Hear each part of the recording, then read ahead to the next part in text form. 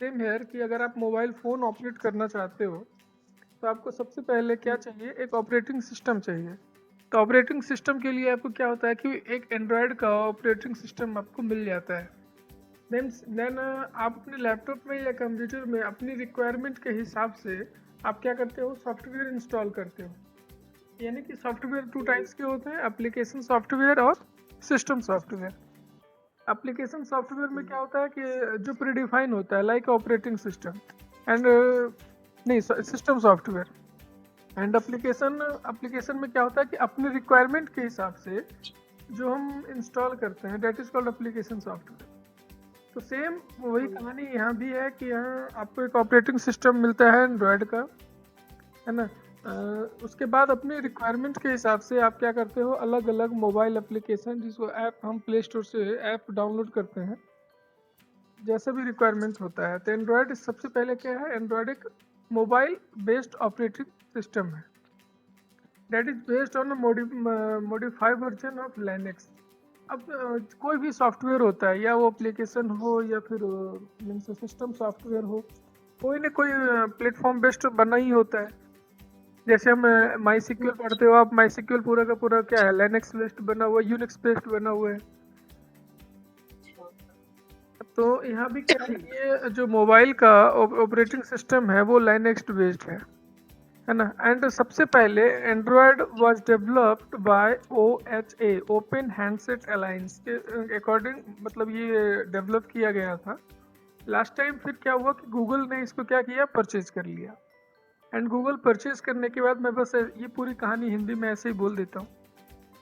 Google ने क्या किया, उसको परचेज किया। एंड परचेज करने के बाद वो क्या किया, open means open and free कर दिया, ओपन सोर्स जिसको बोलते हैं। ये इसका कोई भी सोर्स को डाउनलोड कर सकता है एंड अपना एप्लीकेशन डेवलप कर सकता है। Google wanted Android to be open and free, hence most of the Android code was released under the open source Apache license. अब Apache यहाँ पे क्या है पता है आपको? क्या सर?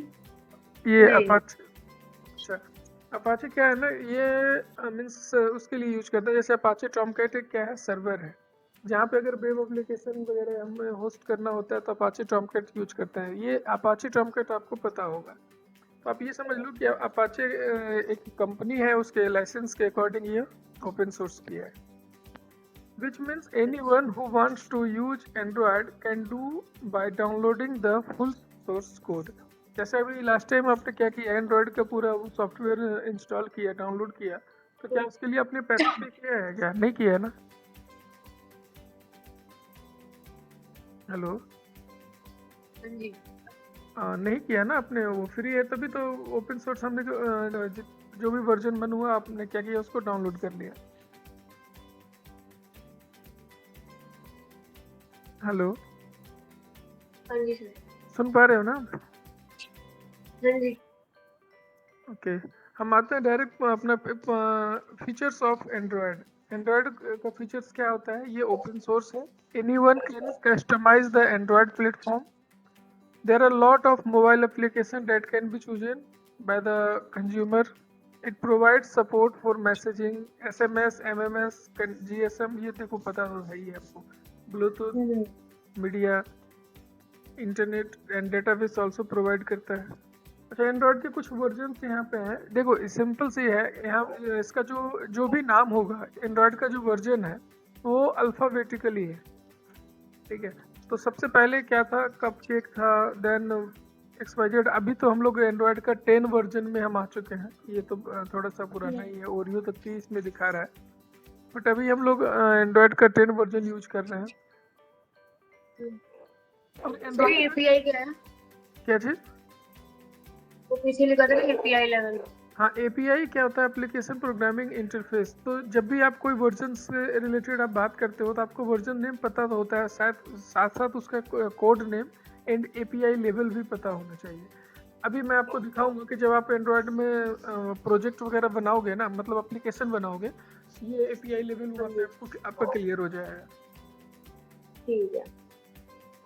अच्छा, इसका पूरा आर्किटेक्चर क्या होता है, आप बॉटम से देखना, ठीक है। सबसे बॉटम में क्या है, लाइनेक्स कर्नल। तो सबसे पहले इसका display driver, keypad driver, camera driver, wifi driver.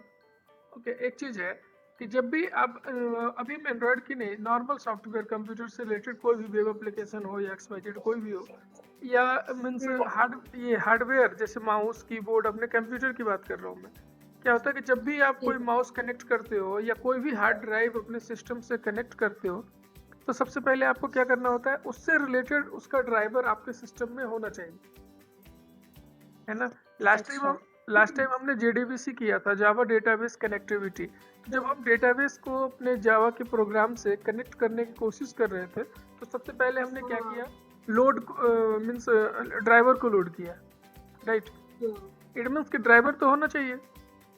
तो यहाँ भी है कि अगर आप डिस्प्ले यूज या कीपैड या वाईफाई, ऑडियो, है ना, flash memory driver, power management, कोई भी हार्ड ड्राइव को आप इधर कनेक्ट करते हो, तो आपको क्या चाहिए, मीन्स ड्राइवर चाहिए। और जो उस लेवल का जो ड्राइवर का प्रोग्रामिंग होता है वो लाइनेक्स बेस्ड ही होता है, ठीक है।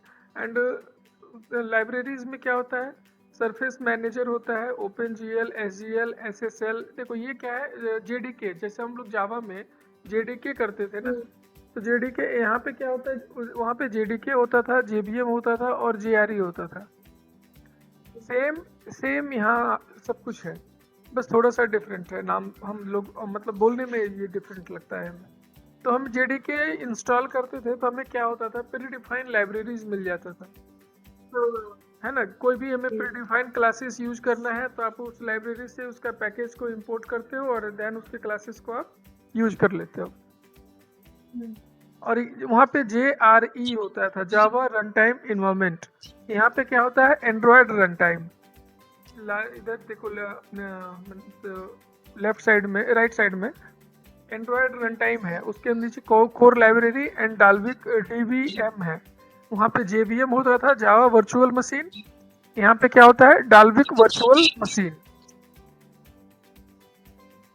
देख पा रहे हो ना? हेलो, मैं जो बोल रहा हूँ देख पा रहे हो ना? ओके, तो ये क्या, यहाँ वहाँ क्या होता था, जावा वर्चुअल मशीन, और यहाँ पे क्या होता है, Dalvik virtual machine. And application framework में क्या, फ्रेमवर्क मीन्स क्या होता है, सबसे पहले फ्रेमवर्क बताओ। कोर जावा में हमने जावा कलेक्शन का एक टॉपिक किया था, याद है? जावा कलेक्शन, हेलो, जिसमें एरे लिस्ट, लिंक लिस्ट, ये सब था, हैश। तो फ्रेमवर्क, देखो फ्रेमवर्क क्या होता है, फ्रेमवर्क मीन्स होता है रेडीमेड आर्किटेक्चर, जो पहले से बना बनाया है, बस उसको आप, मतलब रेडीमेड मीन्स क्या होता है, बना बनाया है, यूज करो आप डायरेक्ट।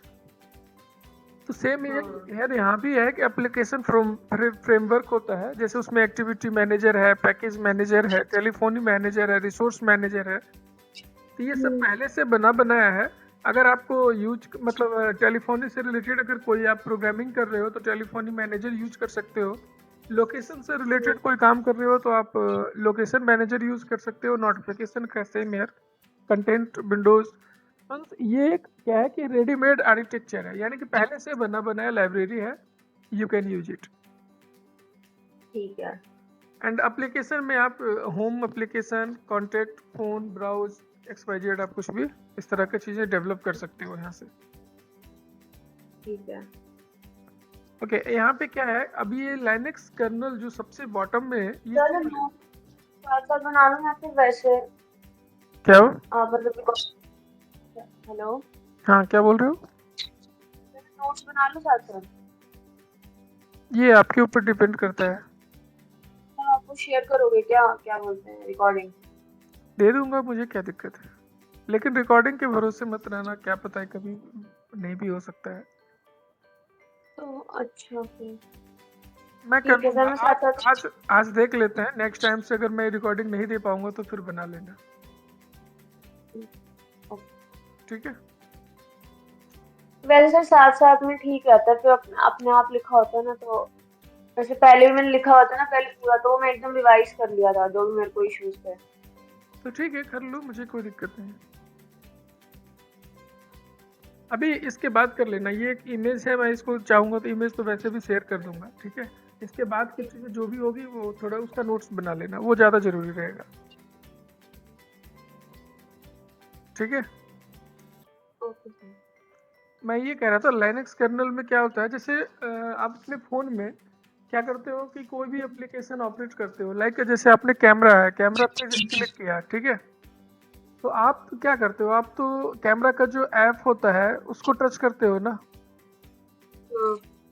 एंड उसके बाद वो हार्डवेयर, कैमरा क्या है, हार्डवेयर है, और उसके जो ऐप पे आप क्लिक करते हो तो वो सॉफ्टवेयर है। तो जब आप सॉफ्टवेयर पे क्लिक करते हो और हार्डवेयर एक्टिव हो जाता है, यानी कि कैमरा ऑन हो जाता है, तो इसके बीच में कोई तो है जो ये कम्युनिकेशन कर पाता है कैमरा को कैमरा से, या फिर मीन्स ऑडियो या जो भी है XYZ, जितने भी हम स्पीकर यूज करते हैं हार्डवेयर के टाइप से यूज होता है, तो उसके लिए क्या आप बीच में जो है ना वो कर्नल ही है। ओके। ये क्या करता है, सॉफ्टवेयर से इंफॉर्मेशन मतलब और हार्डवेयर के बीच में इंटरेक्ट करवाता है। समझ गई। हाँ जी।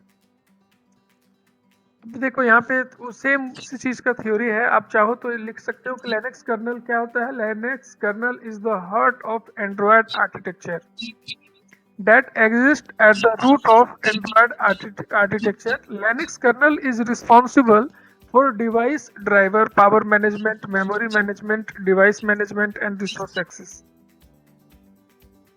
ठीक है।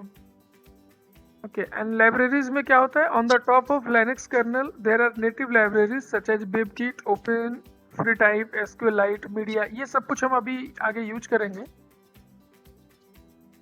एंड SQLite हम लोग डेटाबेस के लिए यूज करते हैं, जैसे जावा में हम लोग MySQL यूज किया था, या फिर आप माइक्रोसॉफ्ट SQL सर्वर या Oracle जो भी यूज करते हो, यहाँ भी MySQL यूज कर सकते हो, ऐसा नहीं है। बट ये SQLite ये मतलब एंड्रॉयड की तरफ से ज़्यादा प्रेफरेंस दिया हुआ है।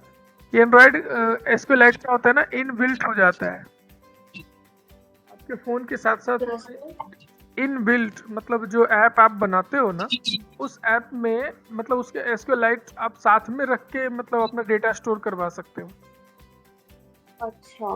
लेकिन बड़े लेवल का जो भी ऐप होता है वो उसका रिक्वायरमेंट SQLite फुलफिल नहीं कर पाता है, तो उसके लिए या तो फिर हम मीन्स कोई अदर डेटाबेस यूज करते हैं। जैसे मान लो किसी का वेबसाइट है और उसका ऐप भी है, तो वो दोनों के लिए अलग अलग डेटाबेस थोड़ी ना रखेगा। उसका डेटाबेस तो एक ही होता है, और एक ही डेटाबेस से वेबसाइट से भी एक्सेस होता है और एंड्रॉयड ऐप से भी एक्सेस होता है। तो फिर सर क्या यूज करते हैं? तो MySQL यूज कर सकते हो आप। अच्छा। हाँ। एंड एंड्रॉयड रन टाइम क्या है, Android run time there are core libraries library and DVM Dalvik virtual machine which is responsible to run Android application. Same जैसे कोड जावा में होता है, रन टाइम इन्वायरमेंट पर प्रोवाइड कौन करता है, JRE करता है। और जब तक हमारे पास JVM नहीं होता है तब तक हम कोई प्रोग्रामिंग नहीं कर पाते हैं। सेम यार यहाँ पे DVM चाहिए, डाल्विक वर्चुअल मशीन।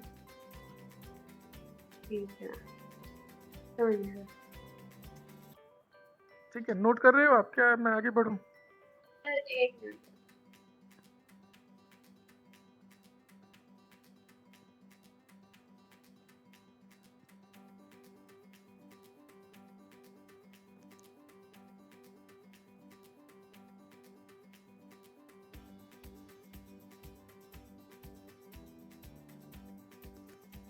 मैं एक बात बताऊँ, आप चाहो तो पिक ले सकते हो, ठीक है, आप बाद में भी लिख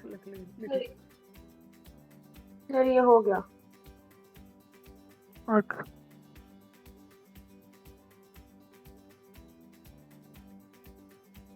मैंने यही बोला कि DVM is just like JVM, जैसे वो जावा JVM करते हैं सेम यहाँ पे DVM होता है।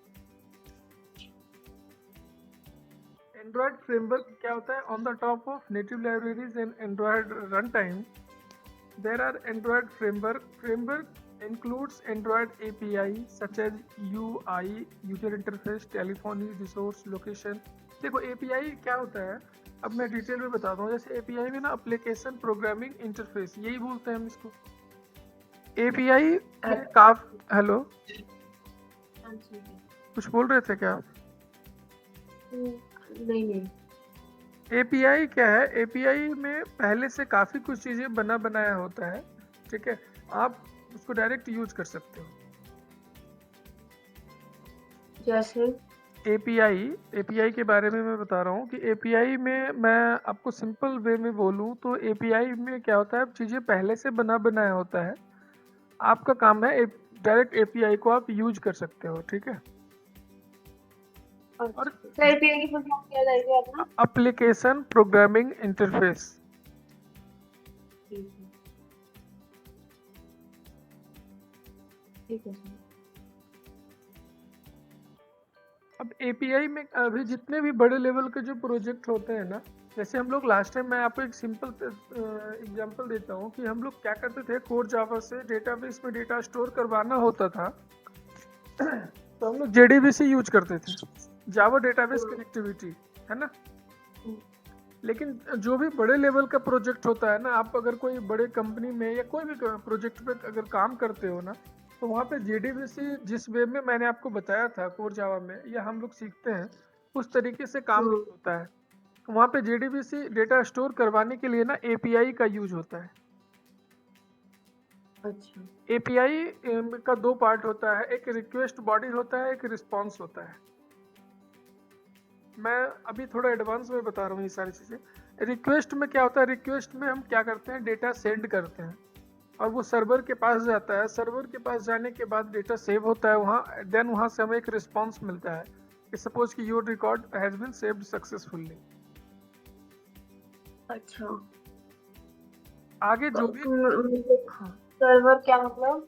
सर्वर मीन्स कैसे मतलब? सर्वर मीन्स ये हुआ कि सपोज मान लो मेरा एक पैन इंडिया या एक बड़े लेवल का प्रोजेक्ट है और मैंने क्या किया है, ओरेकल डेटाबेस यूज कर रहा हूँ, ठीक है? ओरेकल, लेकिन वो डेटाबेस मेरा एक सर्वर है ना, सर्वर सिस्टम पे होना चाहिए जो कि हमेशा 24 आवर इंटरनेट का कनेक्टिविटी हो, उसका कॉन्फ़िगरेशन हाई लेवल का हो। सर्वर तो वही होता है। हेलो, हाँ जी सर। नहीं समझ में आई बात? आगे आगे बात समझ आ गई। हाँ, तो वहाँ पे क्या होता है, डेटाबेस में डायरेक्ट जेडीबीसी के थ्रू डेटा इंसर्ट ना करके हम ओरेकल में क्या होता है, ओरेकल हमें रेस्ट सर्विसेज बनाने का मतलब ऑप्शन अवेलेबल होता है। तो मैं बस ये सब नॉलेज के लिए आप याद रखो, लाइफ में कभी तो काम देगा ये सारी चीज़ें। तो वहाँ पे क्या करते हैं, हम रेस्ट से सर्विस ऑप्शन यूज करके हम लोग एपीआई क्रिएट करते हैं और उस एपीआई में हम ये डिजाइन करते हैं कि ये सारी इंफॉर्मेशन एज ए इनपुट आएगा और ये इंफॉर्मेशन एज ए आउटपुट होगा। या, अच्छा, ठीक हाँ, है। यानी कि आप मतलब कुछ चीज़ें जैसे अपना नेम, एड्रेस, मोबाइल नंबर, ये इनपुट प्रोवाइड करोगे और उस जब वो इनपुट सक्सेसफुली प्रोपर वे में आ रहा है, अगर वो इनपुट मीन्स डेटा इंसर्ट हो रहा है, तो फिर आपको क्या होता है, आपको एक रिस्पॉन्स मिलता है, यानी कि एक कह सकते हो कंफर्मेशन मैसेज कि डेटा इंसर्ट हुआ या नहीं हुआ। अगर हो गया तो फिर ठीक है, नहीं हुआ तब भी ठीक है। रिस्पॉन्स दोनों केस में मिलेगा, ठीक है? तो ये एपीआई होता है। एपीआई का बेनिफिट यही सब होता है कि आपको ज़्यादा कोडिंग करने की ज़रूरत नहीं है। ठीक है।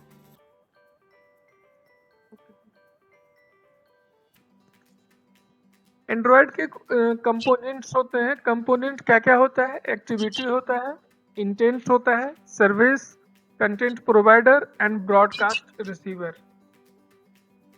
ये सब नोट करते जाना, ठीक है ना? ये सब थोड़ा इम्पोर्टेंट है।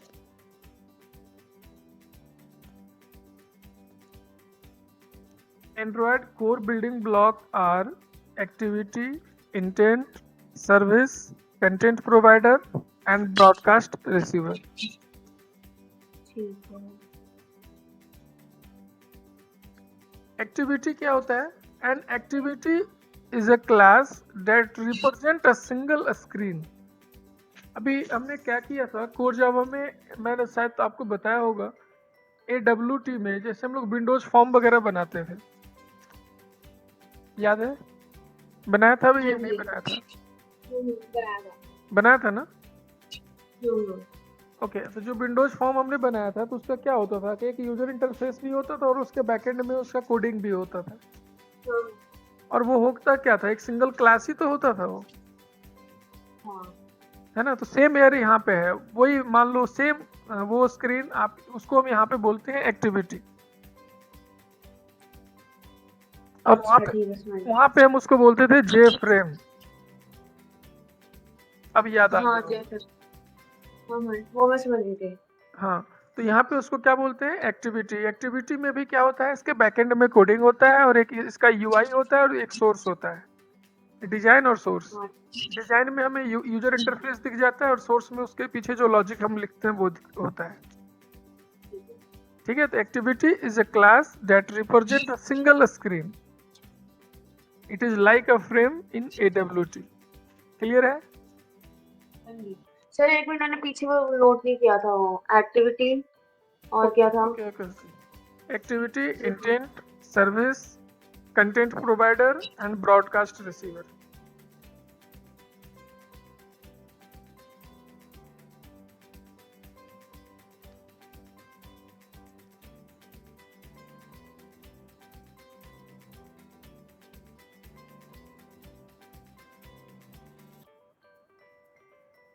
हो गया sir.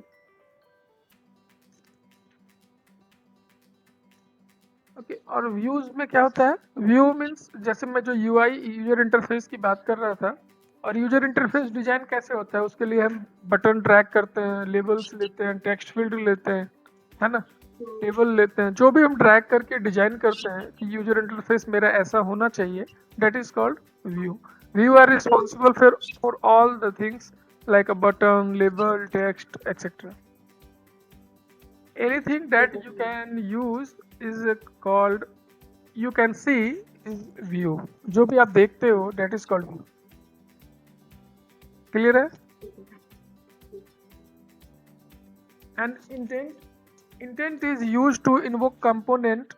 It is mainly used for start the service, launch an activity, display a web page, display a list of contacts, broadcast a message, dial a phone call, etcetera. ये सारा इस तरह से जो भी एक्टिविटी आप करते हो ना, उसके लिए इंटेंट मीन्स कॉल होता है।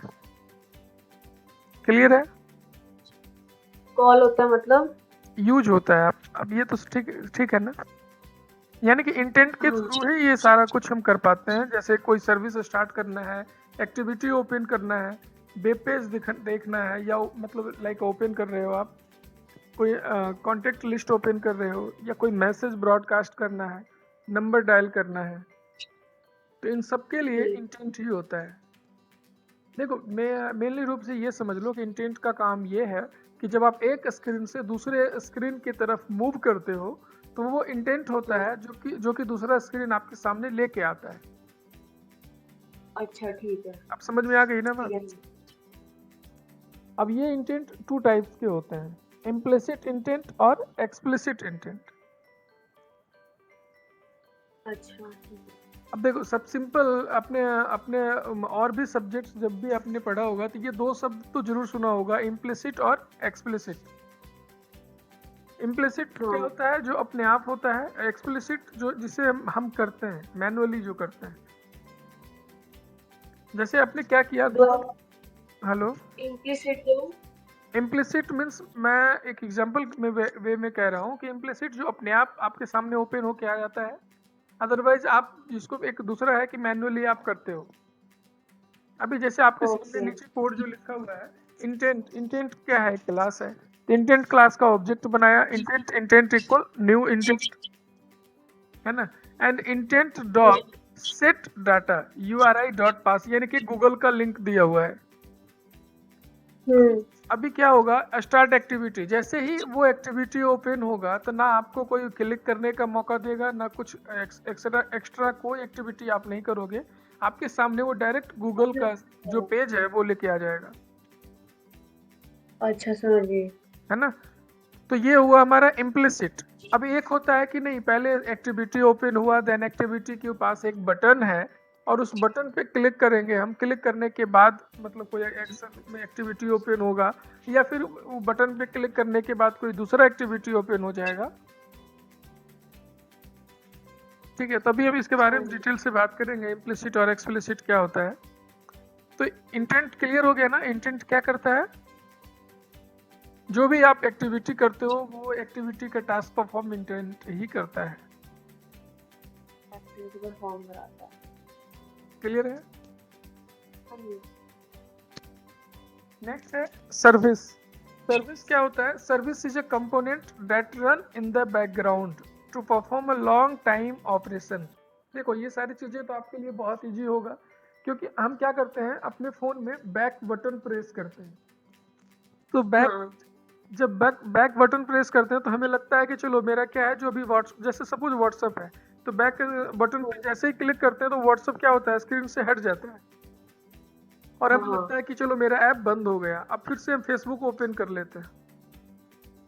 तो लेकिन ऐसा नहीं है ना, वो बैकग्राउंड में व्हाट्सअप भी रन कर रहा है और फेसबुक जब दोबारा आप ओपन कर रहे हो तो वो भी रन करना शुरू कर दिया। XYZ अगर कोई हाँ तीसरा एप्लीकेशन यूज किया तो वो भी बैकग्राउंड में रन कर रहा है, यानी कि आपके बैक बटन प्रेस करने से एप्लीकेशन क्लोज नहीं होता है, वो आपके बैकग्राउंड में चला जाता है और आपके बैकग्राउंड में वो रन करते रहता है।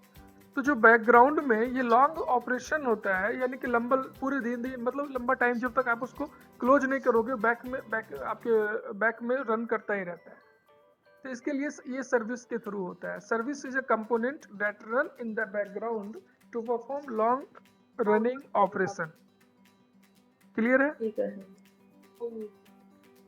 देखो हमारी फोन में ना 3 बटन होता है। एक तो फोर्सफुली अगर आपको पूरा स्क्रीन फ्री करना है तो आप बीच वाला जो बटन होता है होम का वो कर देते हो। एक बैक बटन होता है और उसके बाद एक अपने लेफ्ट साइड में भी एक बटन होता है कि जब आप उस पर क्लिक करते हो ना तो वो आपको दिखा देता है कि आपके फ़ोन में कितने भी बैकग्राउंड में कितना ऐप रन कर रहा है, और देन आप वहाँ से उस ऐप को क्लोज करते हो, तब जाके आपका फाइनली वो ऐप क्लोज होता है। हाँ है ना? हम्म, ओके, ये सब क्या है? क्लास है। अभी हम ये जो प्रोग्रामिंग है, ये सब प्रोग्रामिंग जब हम करेंगे तो खुद ही समझ में आ जाएगा हमें। Then broadcast receiver. Broadcast receiver क्या है? Broadcast receiver simply respond a broadcast message from other device or from the system। जैसे हम क्या करते हैं अपने बैक साइड से एक नोटिफिकेशन पुश करते हैं, एक मैं कि कौन जो भी यूजर मेरा ऐप यूज कर रहा है ना? या फिर सिंपल इतना तो दूर की बात है, आप अपने फ़ोन में कोई मूवी डाउनलोड करते हो और जैसे ही वो डाउनलोड होता है तो आपको एक कंफर्मेशन मैसेज मिलता हाँ है ना? बस ये समझ लो। हम्म, For example, application can also initiate broadcast to let other application know that some data has been downloaded to the device and is available for them to use। Clear है? समझ गई। हाँ हाँ, तो ये होता है ब्रॉडकास्ट रिसीवर। सही। एक मिनट नोट करो।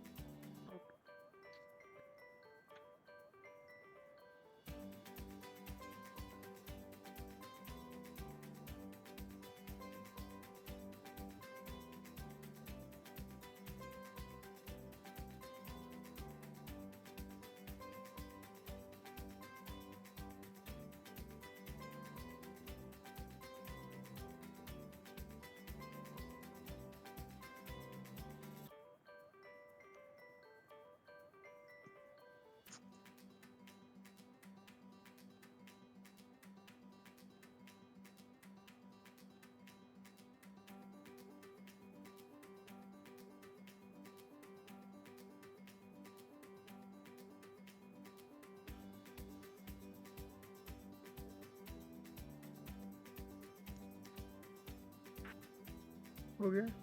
सर हो गया। Content provider. कंटेंट प्रोवाइडर, देखो ये थोड़ा सा अगर आप ध्यान दोगे ना तो ये नाम से बहुत कुछ क्लियर कर देता है, तो ज़्यादा कुछ थ्योरी आपको याद करने की ज़रूरत ही नहीं है। Content provider component supply data from one application to other on request.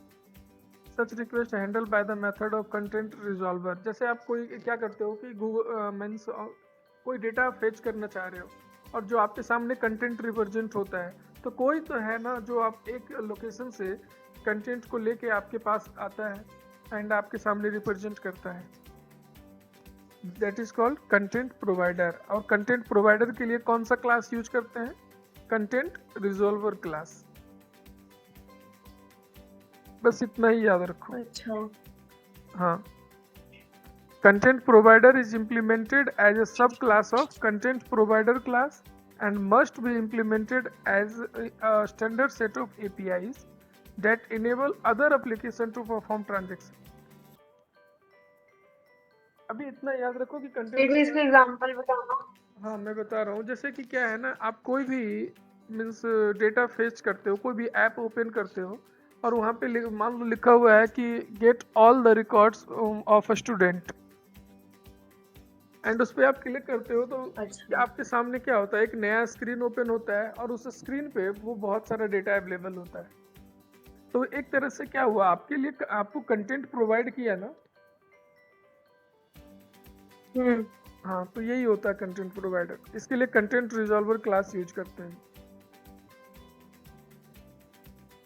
ठीक, एक सेकंड नोट कर लो।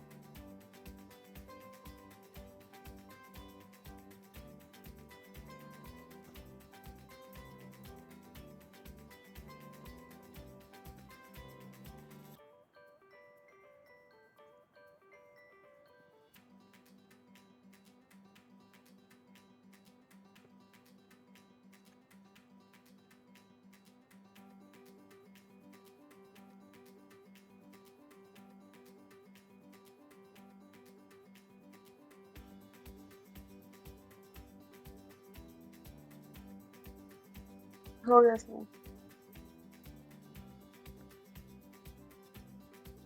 एडिशनल कंपोनेंट्स में कुछ क्या होता है, फ्रेगमेंट होता है, व्यू होता है, लेआउट होता है, इंटेंट होता है, रिसोर्स होता है एंड मैनिफेस्ट फाइल होता है। अब देखो यहाँ पे फ्रेगमेंट क्या है, जैसे मैंने लास्ट टाइम बोला कि एक्टिविटी होता है। एक्टिविटी क्या करता है कि एक सिंगल स्क्रीन आपके सामने रिप्रेजेंट करता है। लेकिन अगर हमें ये रिक्वायरमेंट है कि उस सिंगल स्क्रीन को हमें 4 पार्ट में डिवाइड करना है या 2 पार्ट्स में डिवाइड करना है, ठीक है, तो जब आप उसको डिवाइड करना चाहते हो ना, तो उसके लिए आपको क्या करना होता है, फ्रेगमेंट यूज करना होता है। फ्रेगमेंट क्या करता है, डिवाइड मतलब कैसे? फ्रेगमेंट क्या, डिवाइड मतलब कैसे डिवाइड करना? डिवाइड मतलब ये है कि मान लो आपके सामने एक स्क्रीन है, उस स्क्रीन को 2 पार्ट में डिवाइड कर दिया, bottom and top, top and bottom.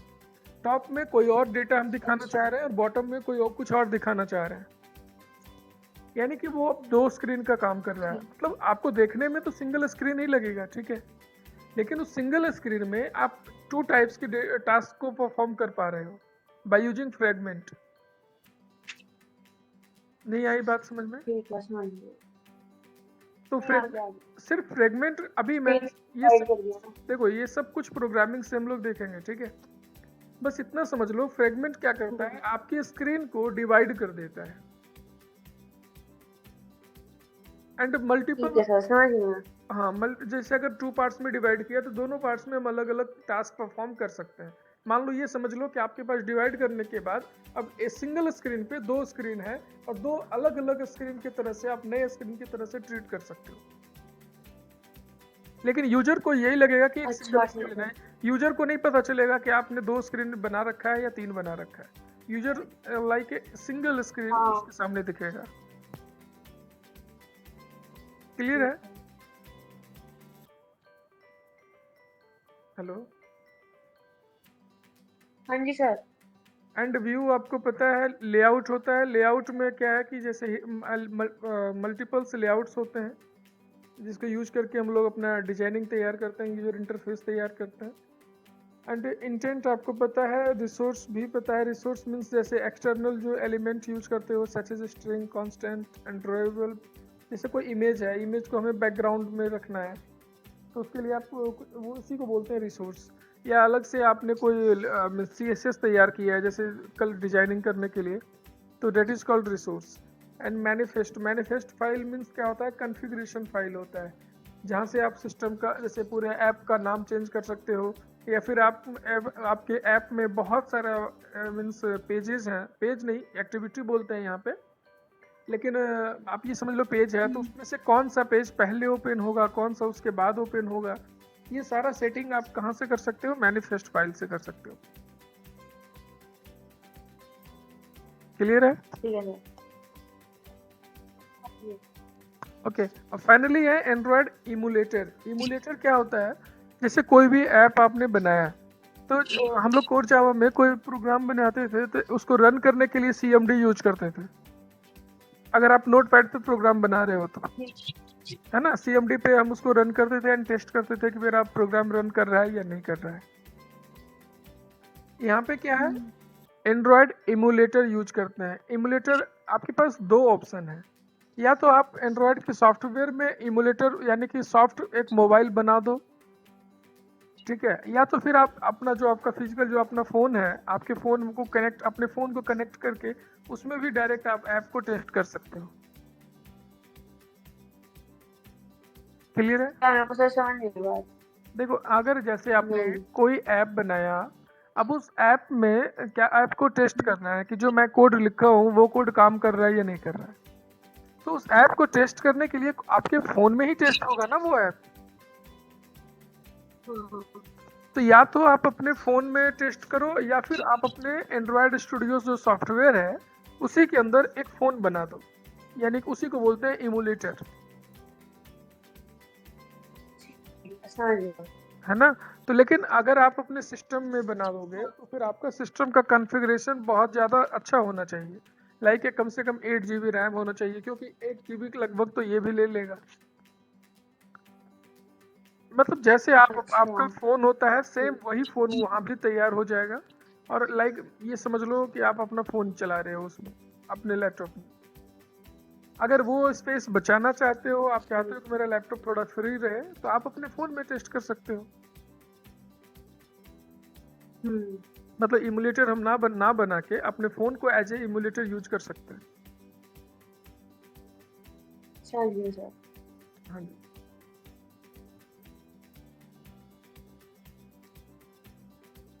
Okay, ये फाइनल एक स्क्रीन है। जब आप कोई भी नया प्रोजेक्ट बनाओगे ना एंड्रॉयड में प्रोग्रामिंग करने के लिए, वो एक इस तरह से पूरा आर्किटेक्चर उसका बन के आता है।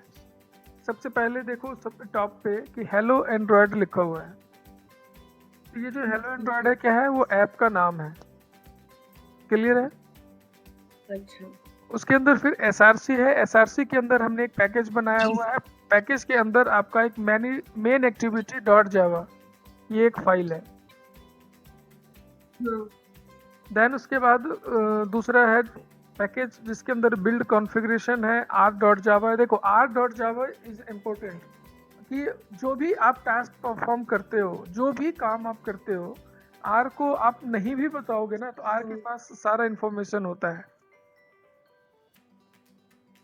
अच्छा ठीक है। हाँ जी। एंड यहाँ पे बीन भी है, ड्रॉएबल है। ड्रॉएबल RES फोल्डर है, सबसे थोड़ा सा नीचे है ना, जिस यहाँ पे रिसोर्स लिखा हुआ है, तो उसमें RES मीन्स रिसोर्स। रिसोर्स में क्या है? ड्रॉएबल है, HDPI, LDPI, ये सब अलग अलग साइज के इमेज को तैयार करता है। नीचे लेआउट है, जहाँ पे देखो जब भी आप कोई एक्टिविटी बनाओगे ना, मान लो लॉगिन एक्टिविटी है या फिर मेन एक्टिविटी है या एम्प्टी एक्टिविटी है, कोई भी एक्टिविटी होगा, तो जब भी कोई एक एक्टिविटी बनाओगे तो उसका 2 फाइल जनरेट होगा। वो 2 फाइल क्या होगा? एक XML फाइल होगा और एक जावा फाइल होगा।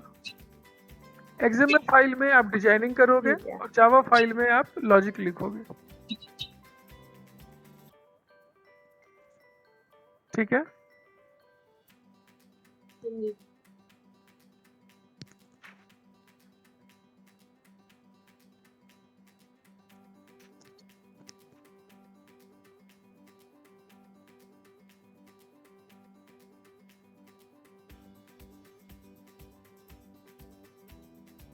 ओके, लास्ट एक ये स्क्रीन इम्पोर्टेंट है अपने लिए। ये देखो, सबसे पहले जो भी आप इधर फाइल हम लोग बनाते हैं वो क्या होता है? डॉट जावा फाइल होता है ना। जावा कंपाइलर उसको क्या करता है? कंपाइल करने के बाद डॉट क्लास फाइल में कन्वर्ट करता है। ये तो आपको पता ही है ना। क्या? अच्छा ठीक है। जावा फाइल से क्लास फाइल में जावा कंपाइलर उसको कन्वर्ट करता है ना। देन उसके बाद डेक्स कंपाइलर यूज करते हैं तो .dex फाइल बनता है, एंड उसके बाद पैकेजिंग हो, पैकेजिंग के बाद वो .apk फाइल क्रिएट होता है। apk फाइल मीन्स फाइनल आपका एंड्रॉयड ऐप है वो। अभी मैं apk के बारे में आपको बताऊंगा डिटेल में भी। अगर आपका apk फाइल बन गया तो ये apk फाइल आप किसी के भी फ़ोन में इंस्टॉल करके आप अपना वो देख सकते हो। अच्छा ठीक है। चलो हम आते हैं अपने थोड़ा, अब मुझे ना अपना स्क्रीन आप दिखाओ, ठीक है? मैं आपके स्क्रीन में तो कुछ मतलब वो देखता हूँ।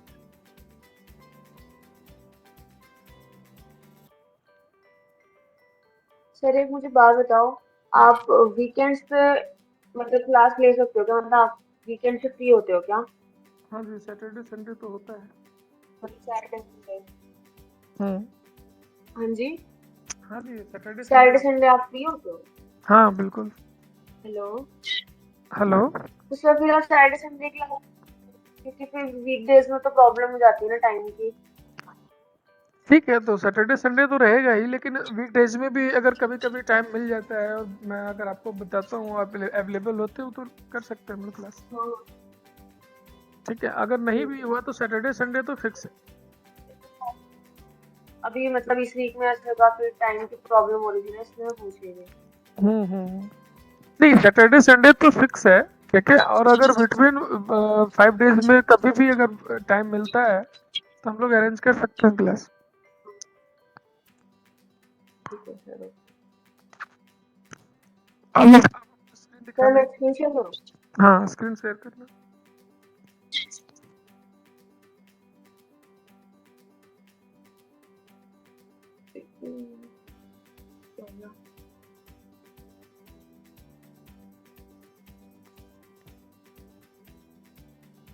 ये वेबएक्स तो बहुत इंटरनेट कंज्यूम करता है आपका।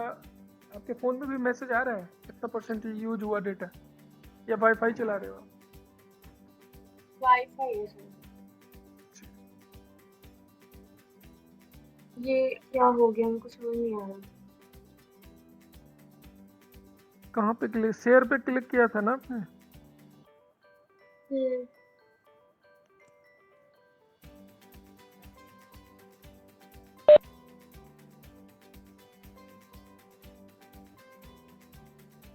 तो इसमें तीन ऑप्शन आ रहे हैं, web share, web x settings, other application.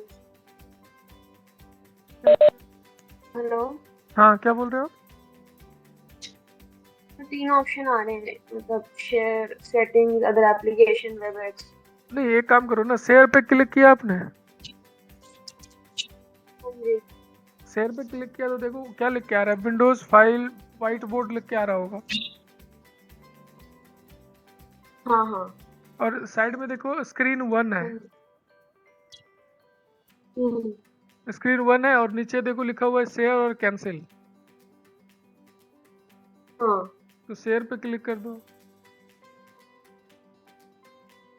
हो गया।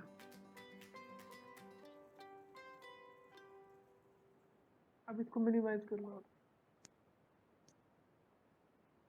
हाँ जी। एक